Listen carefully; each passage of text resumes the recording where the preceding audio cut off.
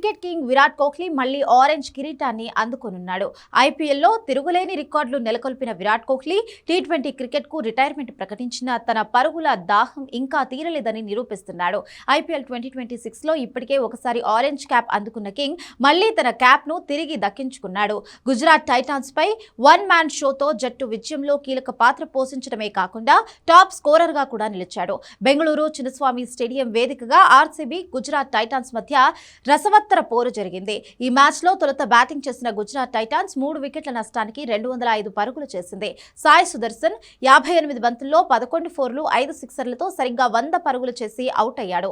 అయితే భారీ టార్గెట్తో దిగిన ఆర్సీబీని విరాట్ కోహ్లీ, దేవదత్ పడిక్కల్ ముందుకు తీసుకువెళ్లారు. ఈ ఇద్దరూ కలిసి ఆర్సీబీ విజయంలో కీలక పాత్ర పోషించారు. ఆఖరిలో కృణాల్ పాండ్యా హిట్టింగ్తో ఆర్సీబీ 18.5 ఓవర్స్లోనే విజయం సాధించింది.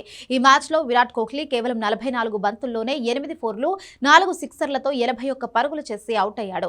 సెంచరీ చేస్తాడనుకున్న కింగ్ జేసన్ హోల్డర్ బౌలింగ్లో షాట్ కొట్టేందుకు ప్రయత్నించాడు. అయితే బంతి బ్యాట్కి తగిలి వికెట్ తగలడంతో అవుట్ అవ్వాల్సి వచ్చింది. ఈ సీజన్లో 7 మ్యాచ్లు ఆడిన కోహ్లీ 3 హాఫ్ సెంచరీలతో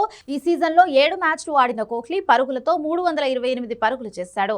దాంతో 328 పరుగులతో టాప్ స్కోరర్గా నిలిచిన కోహ్లీకి మ్యాచ్ అనంతరం ఆరెంజ్ క్యాప్ అందజేశారు. ప్రస్తుతానికి ఈ సీజన్లో అత్యధిక పరుగులు చేసిన ప్లేయర్లను చూస్తే కోహ్లీ టాప్ ప్లేస్లో ఉండగా అభిషేక్ శర్మ 323, హెన్రిచ్ క్లాసన్ 320, శుభ్మన్ గిల్ 297, సంజు శాంసన్ 293, వైభవ్ సూర్యవంశీ 254 పరుగులతో ఆ తరువాత స్థానాల్లో కొనసాగుతున్నారు.